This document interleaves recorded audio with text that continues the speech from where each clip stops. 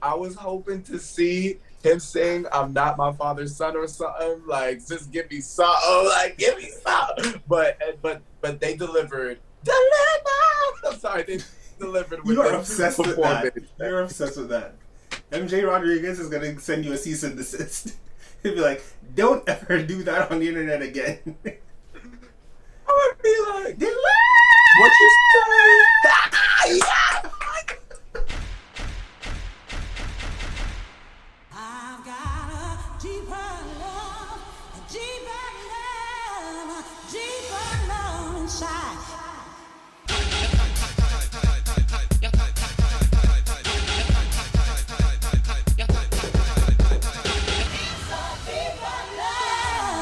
Deeper love inside.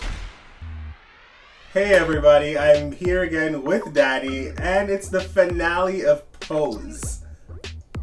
No, I know. oh my God. I How can't do you believe it. feel? Wait, before we even get into Pose, can everybody in the comments wish Danny a happy birthday? Aww. Like, Thank y'all he's so old much. now, and like, we need to celebrate that. I'm not old. I'm older. You're now the same age as me. You should be so happy. It's the best age in the world. Yay, Team 35. 27. Woo!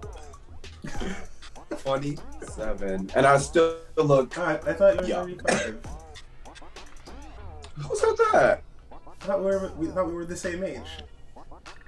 Wait. Michael. Michael is so. What? 20? We. Oh, okay. All right. Well, how did you feel about this episode of Pose, the final episode? Do you think they hit the nail on the head? Do you think it was a good episode? Could they have done something better? Okay, and y'all know me. All no tea, no shade, no pink lemonade. It was great. The second part was great. The first part I really wasn't living for because I was just highly and hella confused. And we're gonna get into it. How about you, Mike? Right. What do you think?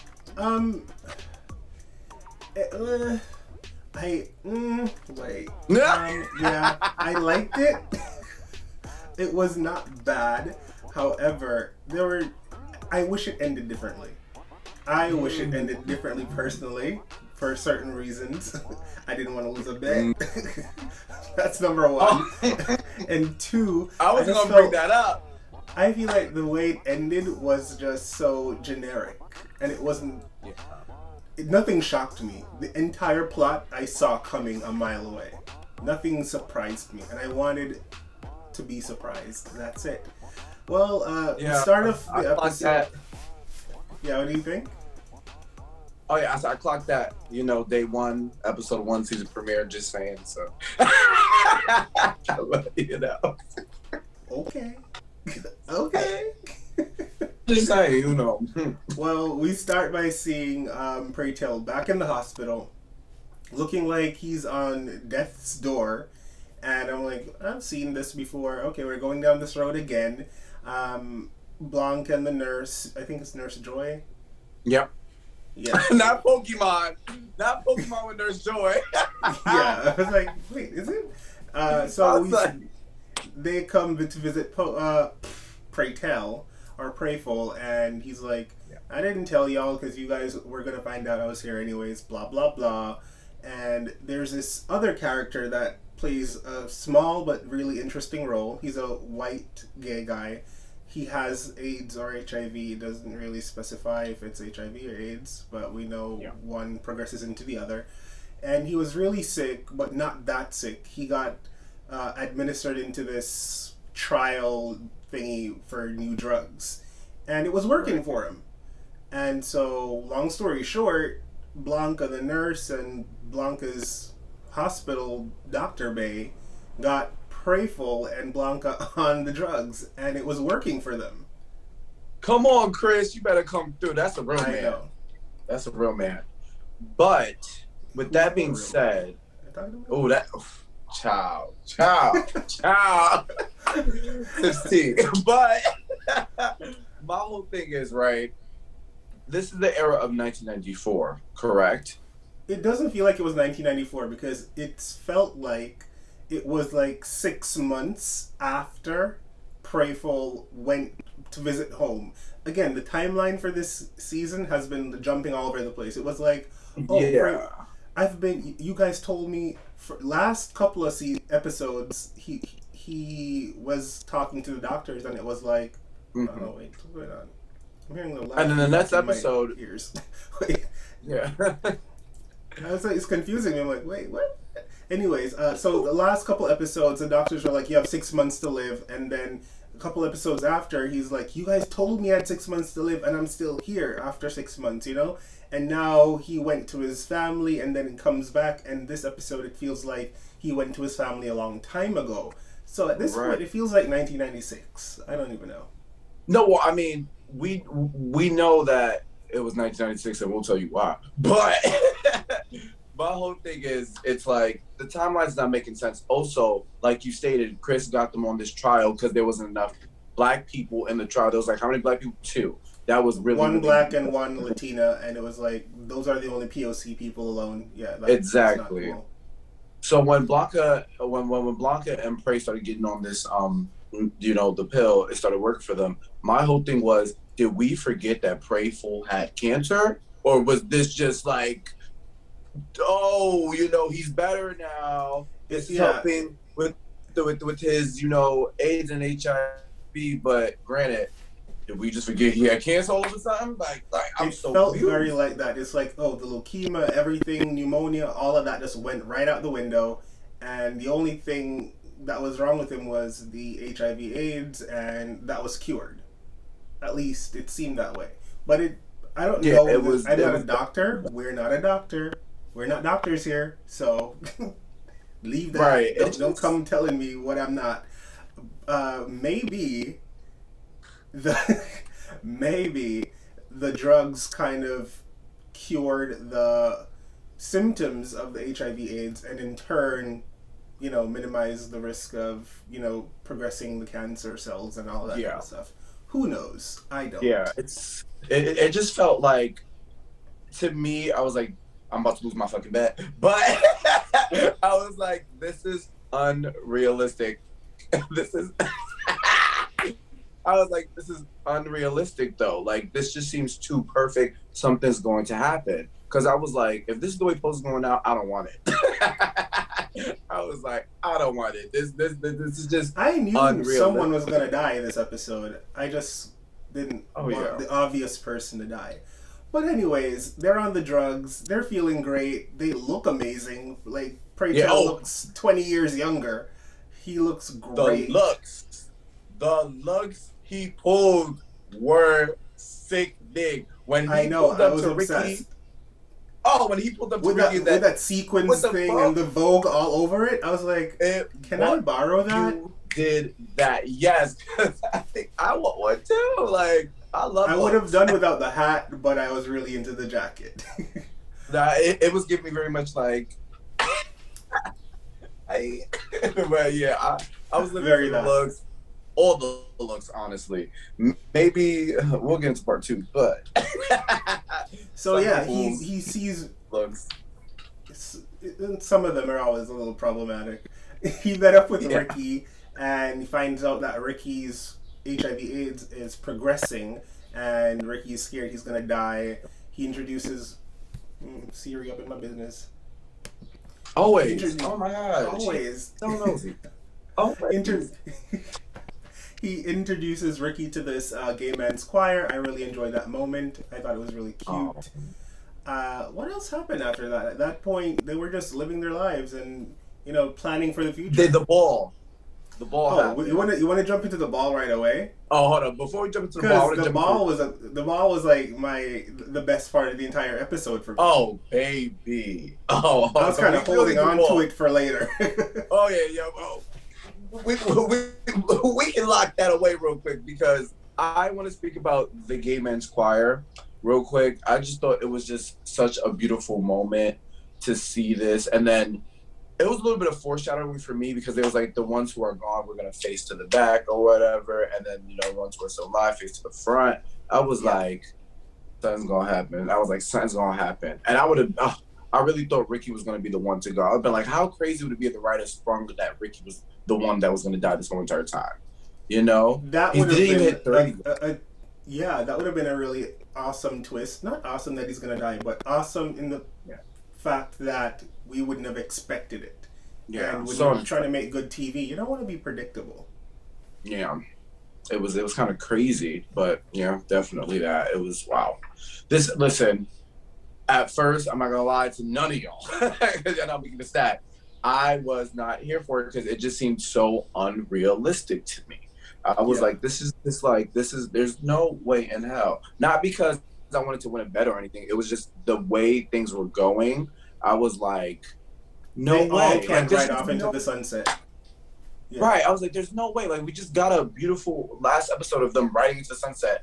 We know how Pose is. There's no way we're gonna have a, oh my God, we're gonna hold hands and skip into the ease on down the road, and you know, it was just, you know, it was Very crazy. that. But another thing, we realized that this final episode was just about Rickey, Blanca, and Pray Tell. And everyone else took a back seat because we already had a full episode for Poppy and oh, Sorry, just a whole bunch of birthday wishes, y'all. it's not even the day yet. Like, it's tomorrow, but they're driving me crazy. wow, they're just coming in real early. Baby, super early. Your cake looked amazing, by the way. Oh, thank you so much, my I sister. love that cake. I just want to say, I wish you could have came. As we all know, Michael is in Toronto and I live in New York. But I just want to give a quick shout out to my sister. Like, I love my sister so much. She got me the most beautiful Fresh Prince of '94 cake. It was just stunning. So, I think that's me. What flavor was it? Because I'm a foodie. I love cake. It was like buttercream. It was buttercream, and it had like it was just so sickening. I actually sent you a picture of the full cake. I posted it. So thank you. It was sickening. I'm gonna had send you a 90s theme. You know what? Put it in the freezer. I'll see you and pick it's it up in soon there. enough. It's in there. It was so big. I still have the other half. It's like Wow. So But yeah. you had like a 90s theme party. Everyone dressed up in 90s gear. I loved it. You looked so Thank fly. you.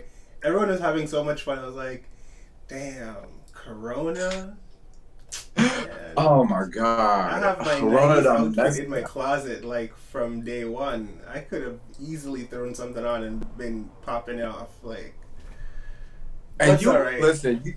You always pull a lug. You always stun. So I was like, oh my god, stunning. Like, but always thank next you so much, year. Michael. oh. All right, back So- to the show. Yeah, let's get back to the show.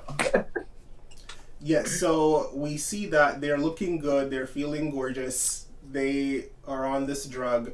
Now they find out Rickey has the disease and they're like, we need more people of color to be able to access this drug and be a part of this trial. But the pharmaceutical company that owns it, or they're saying that for this trial, because it's not on the market yet, guys. They're just like clinical trial stages, they're just testing it out on people. They're like, for the trial, we have enough people of color and whatever. We're too far gone in the process. It's going to disrupt our data if we add more people, especially POCs. Yeah. So Rickey wasn't eligible to come on. They rioted, they protested, and it still didn't change the fact that more people of color couldn't be on the trial. It just changed the fact that they were making it more affordable for people to access the drugs. Yeah, which is kind of So- crazy now, because it's like you can see how these people are really fighting for just equality then, and man, this whole episode just had me like, wow, like, I don't know, man, I don't feel like crying, but it just, my mind is all over the place with this episode. So many things going on, but I liked them protesting and basically saying we need to make this cheaper for people. We need more people to be eligible to get into this trial, so that way we can live healthy and happy lives like normal people, because they are normal people. Right.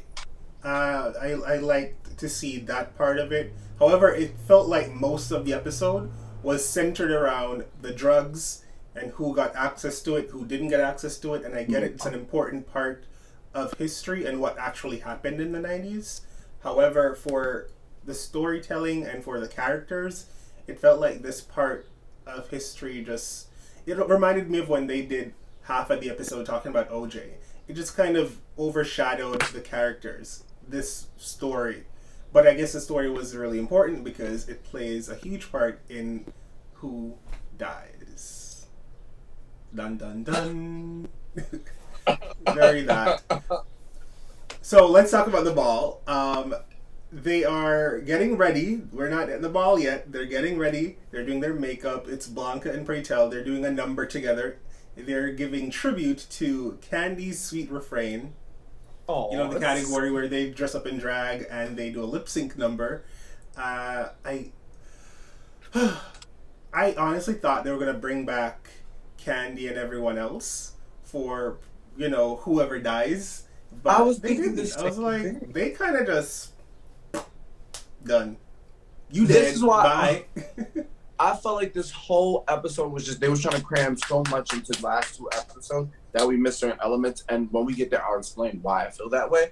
But with that being said, I thought Candy was going to pop up and like some people were going to pop up. Also, I thought this scene was going to be like how Candy's death scene was when she was lip syncing away. I was like, there's no way they're going to give us that part 2 with either Blanca or Pray Tell, which in my case, it was Pray Tell because I said, you know, he was going to want to go. So the fact that all of this was happening so quickly and they're talking about a new lease on life and stuff and how happy they are, they were stunning, they were glowing before they even got to the floor. And I was like, this is all too surreal. So I was just sitting there watching it like, is this really how they gonna go out? Not trying to say I want anybody to die. I'm just saying this is just like you build this up for somebody to basically pass away, and then for everything to just go back to normal like nothing was just weird to me. It was weird. So they did their little makeup scene in the mirror. They're talking about the boyfriends and how happy Blanca is with her man and how much they want to plan for the future. And I'm like, this is really cute. And then we get to see the actual number. They are performing to a Diana Ross legendary performance. She did No Wind, No Rain in Madison Square Park. Did I say that right? Madison Square Garden?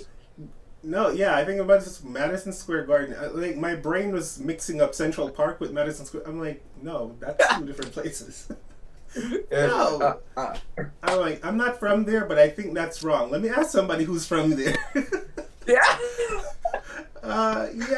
So Diana Ross did this amazing performance there, and the rain was coming down, and she was still singing in the rain, and it was everything. Oh, I watch that performance sick. all the time, by the way. I love Sick, her. man.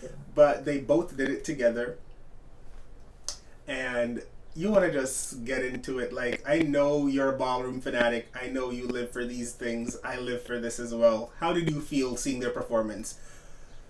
I was living. I wanted more of MJ Rodriguez voguing because you even said that too. I know.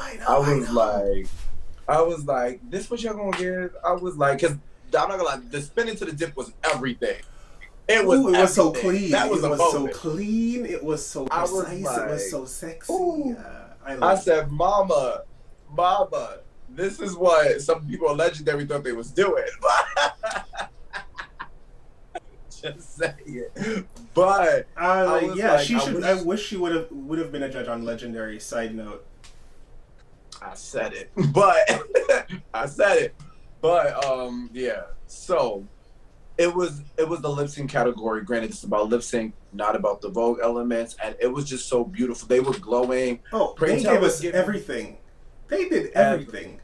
There was no stone unturned. They gave us hairography, because Diana Ross is the queen of, big hair and bouncing all over the place. They gave us flowy costumes. They gave us reveals upon reveals. Oh, when they gave us rain. Like, we got Bobby wind. holding the thing up with the. Oh man, it was. I've watched that specific scene 3 times already, and I will be watching it again over the weekend, like throughout the week. I will be watching it again because it was that good. As you should. Honestly, it was so beautiful, and it was giving me very much like when Billy Porter was in Kiki Boots. It was giving me very much Lola, and then with the red, I was like, Listen, that's what it was giving. I live for leave expectations at the door. Cinema. Okay, I'm not gonna sing the song. I don't know if it's gonna copyright me on YouTube or what. But I love Kinky Boots, and Billy Porter is the ultimate to Lola. Todrick Hall, great singer, great performer, but Billy Porter is the ultimate Lola. Listen, and on that note, I was hoping to see him sing "I'm Not My Father's Son" or something, like just give me something, like give me something. But they delivered. I'm sorry, they delivered with. You're obsessed with that. You're obsessed with that. MJ Rodriguez is gonna send you a cease and desist. He'll be like, "Don't ever do that on the internet again." I would be like, "What you say?"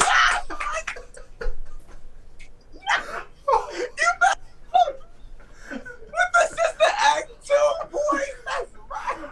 My neighbors are gonna hate me. I'm gagging. You just delivered, literally.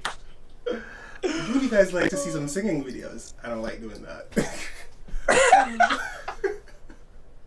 Anyways, they were amazing. They lip synced the house down. They vogued the house down. I am so obsessed with MJ Rodriguez and her voguing capabilities.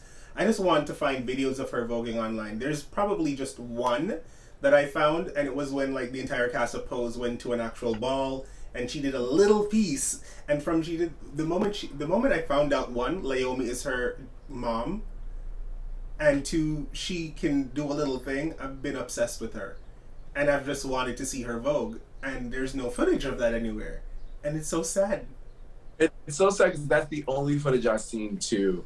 Like I know she had the black outfit on. I know exactly what you are referring to. Yes. But I was like, this what you're gonna give. But that ballroom scene was a slay. And then even afterwards, when they were outside, Pray's outfit was. He's been serving looks. Oh. Pray has been serving looks and stunting pretty this entire episode. The minute they gave him those drugs and he's like, "Oh, I'm 20 years younger. I feel like I'm 25." He's like, "I'm going to make sure that every time I step out the house, I look like I'm walking on a runway." And right, so exactly. It was stunned. It was the head stunned. But speaking of that moment when he was, oh guys, by the way, I'm standing, so if I look weird, yeah. If you haven't watched my last video, I blew my back out because I sleep bad, and so I can't even get your mind out of the gutter.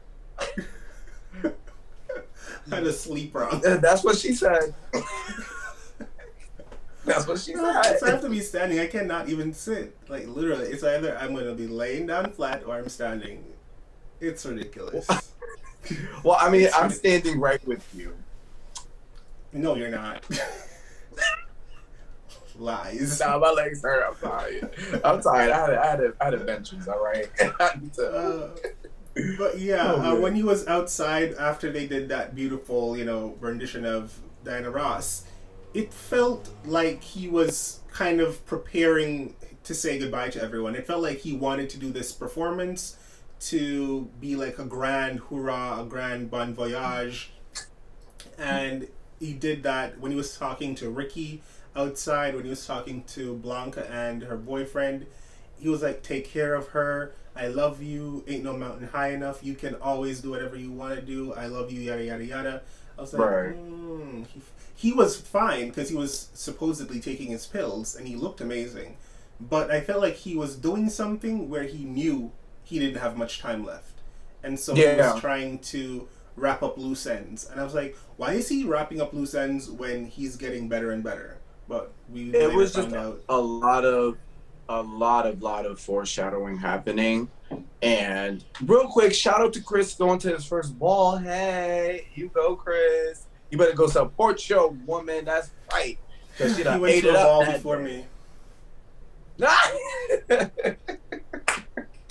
But maybe after this pandemic is over, we're gonna take you to the Oval Ball. I'm sorry, we're not gonna go there. But listen, when it's over, I want to go to one in New York City. I want to go to one in Harlem, wherever it is. I don't care. I want to be into. Okay, so I like the idea of balls. I like watching them on TV and YouTube, but I'm not a big fan of crowds. I don't like when I'm like confined and people are brushing up against me. They're sweaty. I'm a germaphobe. So this little platform here is perfect for me. I can sit in my house. I don't have to be against nobody. But I would like to experience that. I really would.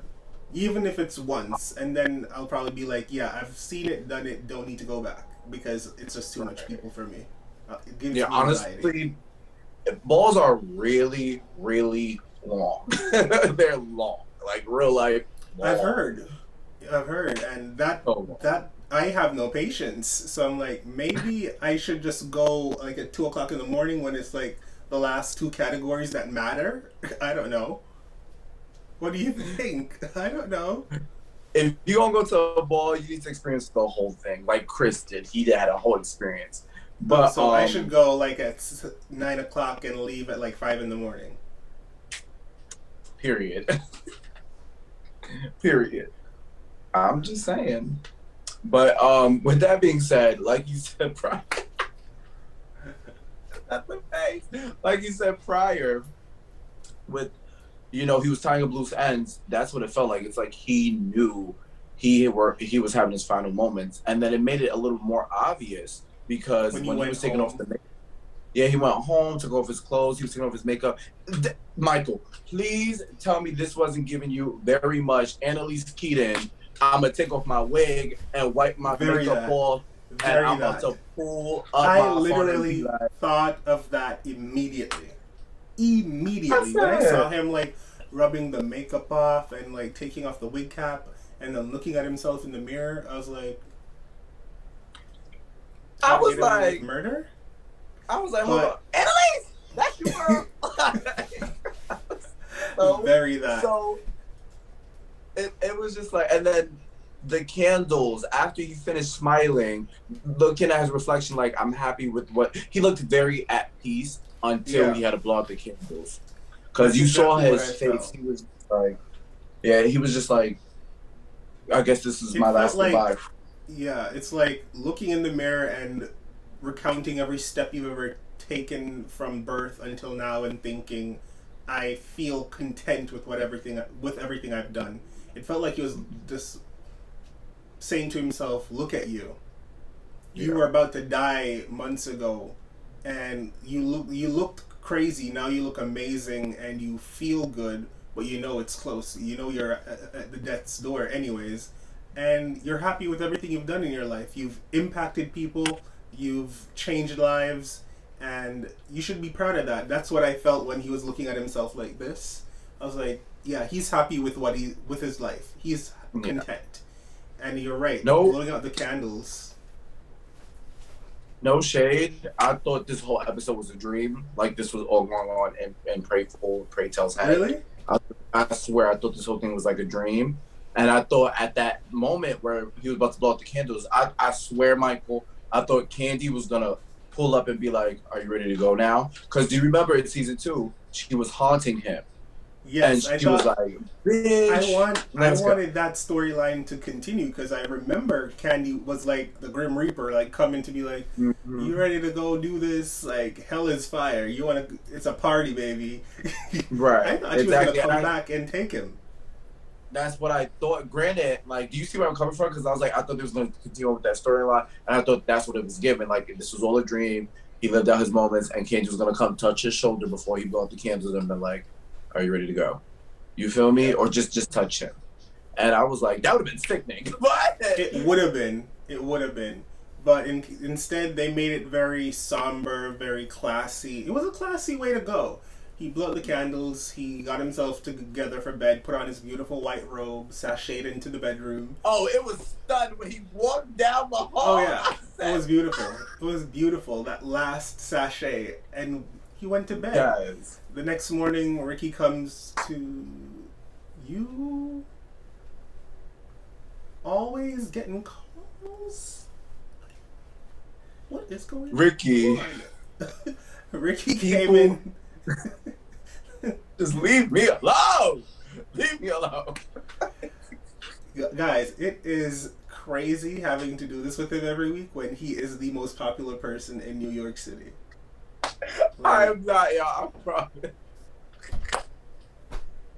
But with that said, Rickey pulled up to the house. Yeah, because I think they had like a regular thing. They would meet up, and I think he told Rickey to come by.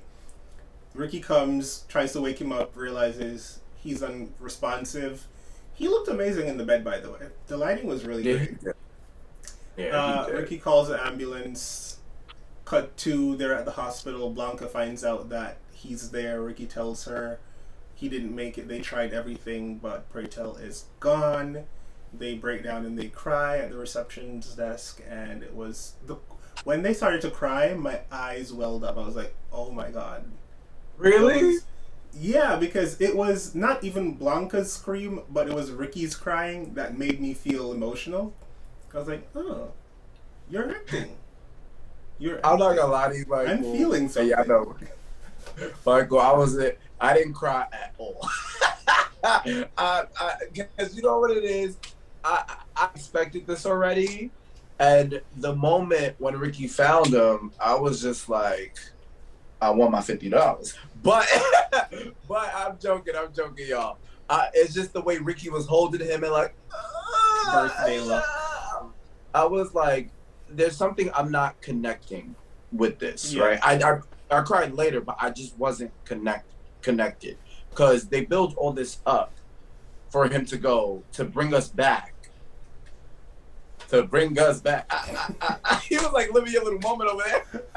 Living to bring us back to him being all healthy, to him to just go so abruptly. I wasn't here for it. I was like, nah, this is not. It's not resonating with me. You know? Yeah. But then we later find out that when they were having their... I don't think this was at the wake. I feel like this was just the night they found out he died. They were all having dinner as a family, you know, just trying to make sense of it. Because they're like, Blanca's taking the same meds. They both look great. How is it that Pray Tell dies and Blanca's fine? And the autopsy shows that he had a heart attack. But then after like having discussions, Rickey really understands that, oh... Pray Tell's been giving me pills for weeks, and he's been telling me, oh, I'm stealing it from the hospital. And Rickey has been getting better, and Rickey's feeling great. And the nurse was at the dinner table like, the doctors would never give him extra, and there's no possible way for him to steal the drugs because it's like locked up so tight. Then everyone realizes Pray Tell was giving Rickey his medication and stopped taking them for himself. So Pray Tell literally sacrificed his life so that Rickey could live. When I tell you, Michael, when they were at the dinner table, we love Blanca's dinner table moments, and I was just a little upset because they didn't have this funeral because you know they had so many funerals, and I was like, they had so many funerals, and his would have been like the ultimate one, and they didn't have one for him, which was like interesting, but. That's why I'm saying this whole episode was just like, it just seemed they crammed a lot into like one. Because I wonder if Billy Porter did not want a funeral scene because, you know, he has the disease himself in real life, and having a funeral scene with him being in the casket kind of just like makes him feel uncomfortable, you know, having to address his own immortality. I'm waiting for a story like that. I'm waiting to see if someone's going to interview them and ask them, why do you think you guys didn't do that for Billy Porter's character and he did it for everyone else's? But that's what comes to mind first. You know what? I'm going to email him and be like, hey, Billy, you want to come join us and have a little interview question? Because I need to send out. If he does, I would do a backflip on my bad back. That would be a gag.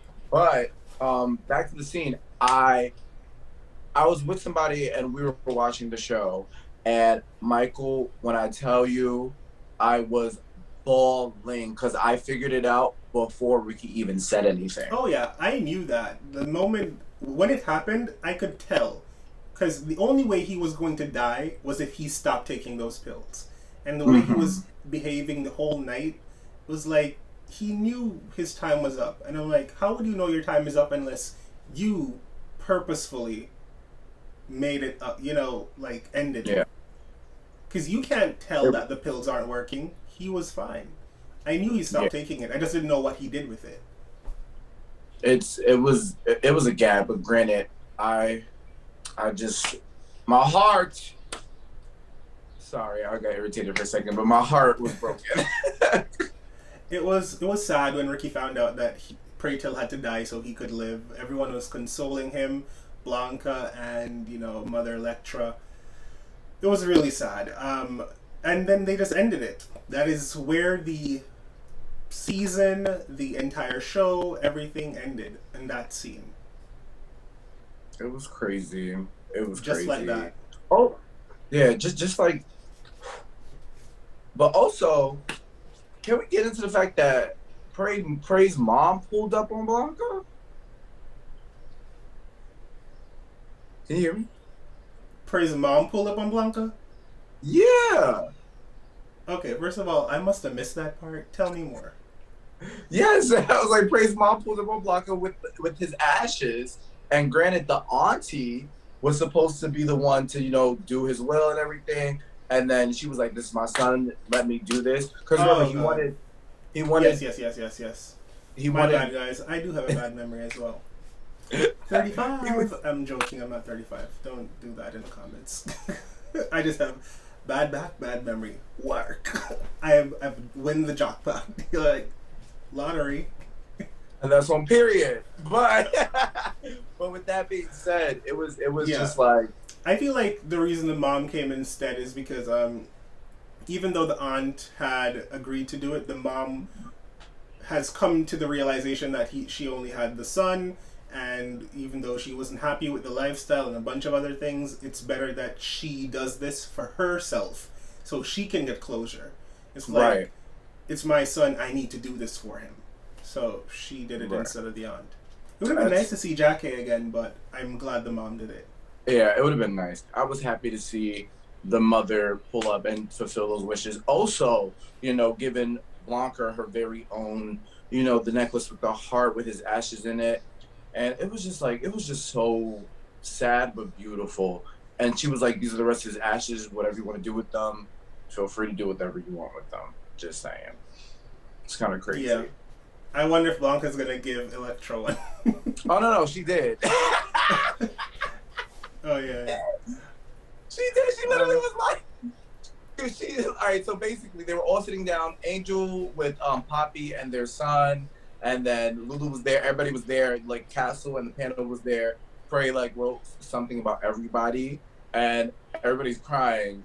Blanca starts handing out lockets. Before she goes to Electra, she goes, originally, you wasn't supposed to get this. Pray mentioned not to give you one. But he was joking, girl. And then I started dying laughing. But you see, the thing is, because I'm not in the States and it's really weird, how I get to watch it, I don't know. I got to the part where the mom showed up and that's it. Mm-hmm. So this is new information to me. Yeah. Yeah, it was so I'm gonna update you. FX needs to step it up. People in other countries want to watch too. And we want to see everything. Period. No, yeah, seriously, that's crazy. But with that being said, I'll just give you a quick rundown. Yeah. So Blanca gave everybody lockets, and then there was a struggle because all the activists were, rioting. Well, not rioting. When I said they were protesting to basically get the medication, and they were stating that everybody who died, they're gonna put the ashes on the front of their doorstep or whatever, right? So it looked like it was going to be a constant struggle to see what they were going to do with the rest of Pray Tell's ashes. But granted, there was enough ashes to give to everybody and also to put the rest of his ashes because, Pray Tell was big on protesting and he was big on the community. So I think he would probably also would want that as well, which I thought was it was That's beautiful. That is beautiful. It was definitely overall something. How would you rate the entire season, the final season of Pose? The final season, I'll give it a 9. I'll give it a 9, a soft 9, because I felt like it would have. The reason why it's not a 10 and knock out of the park is due to the fact that there was Oh my God. There was just so much time skipped. So much time skipped. Like, for example, when Pray tells Banner, you see his birth year to 1996, that, like, because Blanca was, Yeah. looking at it and trying to reminisce from it. And it was just, it was sad. It was very, very, very sad. But it was a 9. Granted, we didn't even get to part 2 yet of this finale, because part 2 was crazy. But yeah, it was a 9. Yeah, I think it was the entire season was a soft 9 as well. There were moments where I thought they could have made different choices to make it more interesting of a story, but overall they really had a budget this season. They spent a lot of money. They gave really fun stories. They gave some elaborate stories, like all of a sudden Elektra becoming a millionaire, Poppy and Angel having a legitimate, legally binding wedding and marriage and all of these things. It was really interesting. So I know a lot of people in the comments are like, this would have never happened. I'm like, yeah, it wouldn't have probably, but it's fiction mixed with a little bit of history. So I appreciated a lot of it. Yeah, I did too. I'm gonna miss. Yeah, I'm gonna miss. I'm gonna miss the show. I don't know if I'm gonna miss it. Maybe they should do like a prequel or something else. I don't know. Or let's just leave it where it is. Let's Sleeping Dogs live. And I agree. Granted, with part 2 of the finale, I was like, that's what it looked like they were gonna leave it off on, which was kind of nuts. But child, yeah, I don't know if I'm okay with it being done, because as I told you guys a couple of weeks ago, they're not friends in real life, so they can all just pack it up. Yep, I enjoyed it, and I owe Danny $50 because I said Blanca should have died, and she didn't. I just wanted to say, anybody out there who disagreed with me, my Cash App is Danny Ortega 8. Just saying. So. Again, you better. And it's his birthday, so if you feel generous and you want to bless him, do so. Cash App, it will be down in the description below. Yeah, do that. I love it. Anyways, thank you guys so much for watching. We're done with Pose, but we still have Legendary. Don't forget that. Thursdays. Every Thursday until... Wait, I feel like Legendary is about to end too. Yeah, Legendary's about to end! Oh my God! It's crazy. Too much. Crazy. He's still my little heart. We cannot lose all these little gay shows. What are we gonna do? Find another one. Alright guys, thank you so much. Thank you for watching. Don't forget to like, comment, subscribe, follow Danny, send him some money, it's his birthday, and go follow me on Patreon where you can get a lot more exclusive content. Bye. Hey beautiful humans, I have so much more content. Come on, watch my shit.